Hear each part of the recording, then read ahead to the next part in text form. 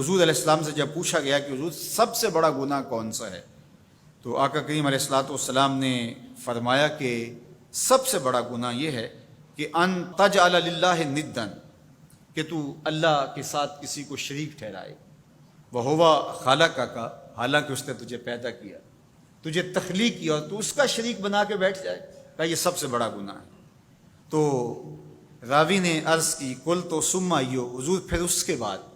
تو آقا کریم نے فرمایا ثم ان تقتل ولدک خشیۃ ان یطعم معک، تو بچے کو اس لیے قتل کر دے کہ یہ کس طرح میں اس کو پال سکوں گا، بچے کو ضائع کر دینا، اس کو قتل کر دینا۔ اللہ فرماتا ہے نحن نرزقکم وایاہم، ہم تمہیں بھی رزق دیتے ہیں، ان کو بھی دیں گے۔ تیسری بات حضور نے فرمایا ان تزانی بحلیلۃ جارک، آپ ہمسائے کی بیوی کے ساتھ بدکاری کریں، تو یہ بڑے گناہوں میں سے۔ ہمسایہ ماں جائے کی طرح ہوتا ہے، اس کی دیوار سانجھی ہوتی ہے، اس کی عزت سانجھی ہوتی ہے، اور اگر کوئی شخص طاق میں رہے اور ہمسایوں کے گھر گھس کے ان کی آبرو ریزی کر دے، تو یہ تین بڑے گناہ جو ہیں ان میں سے ایک بڑا گناہ اللہ کے محبوب علیہ السلام نے ارشاد فرمایا۔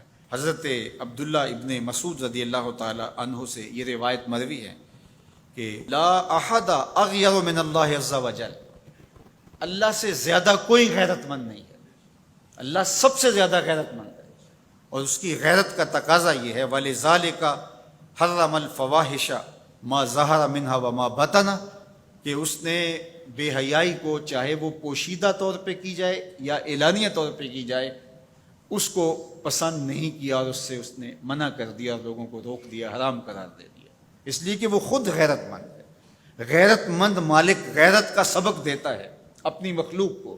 اللہ تعالیٰ قرآن مجید میں ارشاد فرمایا وَلَا تَقْرَبُوا الْفَوَاحِشَ مَا ظَهَرَ مِنْهَا وَمَا بَطَنَ، فحش کام کے قریب نہ جانا، وہ اعلانیہ طور پہ کرو یا وہ مخفی طور پہ کرو۔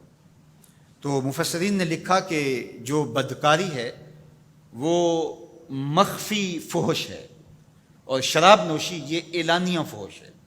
شراب نوش جو ہے وہ چھپ نہیں سکتا، بدکار بعض اوقات ایک مدت کے لیے چھپ جاتا ہے، لیکن یہ بات ذہن میں رکھیے کہ جو بدکار ہے وہ دنیا کے اوپر رسوا ضرور ہوتا ہے، اس کے چہرے کا نور چھین لیا جاتا ہے، اور اس کے اوپر مصیبتیں مسلط کر دی جاتی ہیں، اور اللہ کے قہر و غضب کا شکار ہوتا ہے، اس کی دعائیں قبول نہیں ہوتی، نیک لوگوں کی دعاؤں سے اس کا حصہ نکال لیا جاتا ہے، لیکن بہرحال ایک مدت کے لیے چھپ جاتا ہے۔ لیکن شرابی اپنے جرم کو نہیں چھپا پاتا، تو کہا کہ جو مخفی جرم ہے وہ بدکاری ہے، اور جو ارشاد فرمایا قرآن نے کہ جو ظاہر جرم ہے اس سے مراد جو ہے وہ الخمر ہے، شراب ہے، اور ہر نشہ دینے والی چیز سے حرام کی حرمت آئی۔ کل مسکر خمر وکل خمر حرام، فرمایا ہر نشہ آور چیز شراب ہے، اور ہر شراب حرام قرار دے دی گئی ہے۔ اب یہاں بھی لوگ دلیلیں لے کے بیٹھ جاتے ہیں، میاں وہ بھی ایک مشروب ہے، اس سے کیا فرق پڑتا ہے؟ میاں جب رب نے کہہ دیا تو بات ختم ہو گئی۔ ایک یہودی کے پاس ایک مسلمان مہمان ٹھہرا، تو اس نے انگور پیش کیے، تو اس نے بڑے شوق سے لیے، تو تھوڑی دیر کے بعد وہ شراب لے آیا۔ اس نے کہا استغفر اللہ، میں مسلمان ہوں، میں شراب نہیں لیتا۔ تو اس نے ہنس کے کہا یہ جو انگور آپ نے کھائے ہیں شراب اسی سے کشید ہوتی ہے۔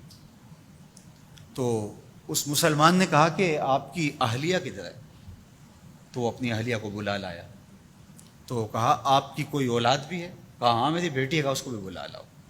تو اس کو بھی بلا لایا۔ جب دونوں آ کھڑی ہوئی تو کہا کہ یہ حلال ہے تیرے لیے، اور یہ بیٹی اسی کی ہے، اور یہ حلال نہیں ہے۔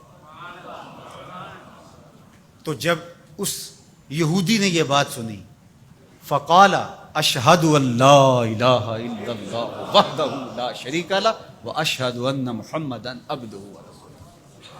کہا اتنی خوبصورت دلیل، اتنی خوبصورت دلیل۔ کہا انگور سے شراب نکلی ہے تو شراب حرام کیوں، انگور حلال کیوں؟ تو کہا مجھے یہ بتاؤ کہ تمہاری بیوی تمہارے لیے حلال ہے، تمہاری بیٹی تمہارے لیے حرام کیوں؟ کہا بات سمجھ میں آ گئی۔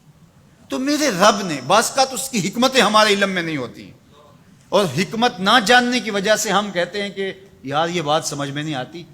یہی تو ہمیں بتایا گیا کہ جو سمجھ میں آئے اس کو بھی ماننا ہے، جو نہیں سمجھ میں آئے اس کو بھی ماننا ہے۔ ہم جنت کو مانتے ہیں نا، دیکھا ہے، یا رب کو مانتے ہیں، دیکھا ہے، وہ سمجھ میں آتا ہے، تو دل میں تو آتا ہے، سمجھ میں نہیں آتا۔ میں جان گیا بس تیری پہچان یہی ہے۔ ہم تو سب سے بڑی حقیقت کو بغیر دیکھے مانتے ہیں، بغیر سمجھے مانتے ہیں۔ ادراک فہم کی حدود سے ورا ہے، عقل و خرد کے دائروں سے ورا ہے، لیکن اس حقیقت کو ہم مانتے ہیں تو اس کے کہے ہوئے کو کیوں نہیں مانیں گے؟